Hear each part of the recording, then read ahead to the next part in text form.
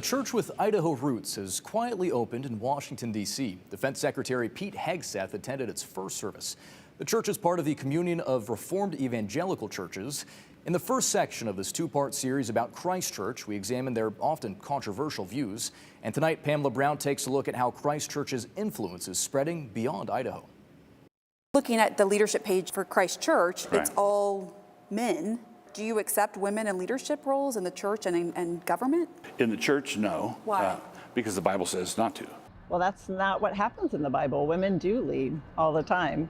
Progressive faith leader Reverend Jennifer Butler is concerned about Wilson's growing influence. He is rapidly gaining in power. He has hundreds of churches established around the country.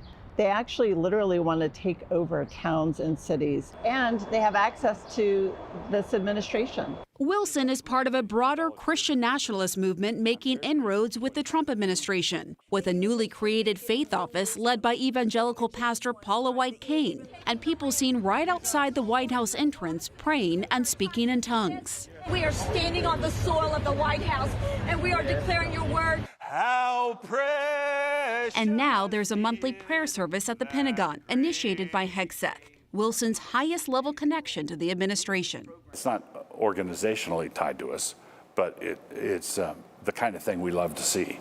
For his part, Hegseth has publicly praised Wilson. Now we're standing on the shoulders of a generation later, the Doug Wilsons and the others. Wilson's influence spans the globe with more than 150 churches.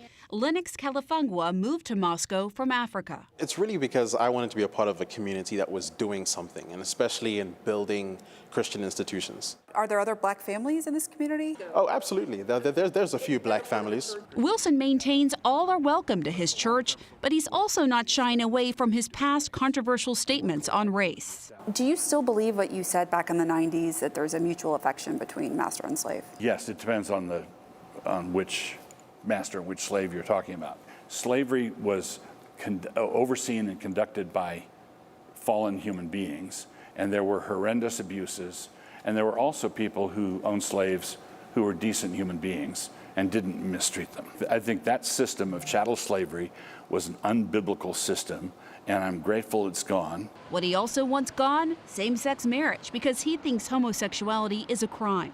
In the late 70s and early 80s, sodomy was a felony in all 50 states.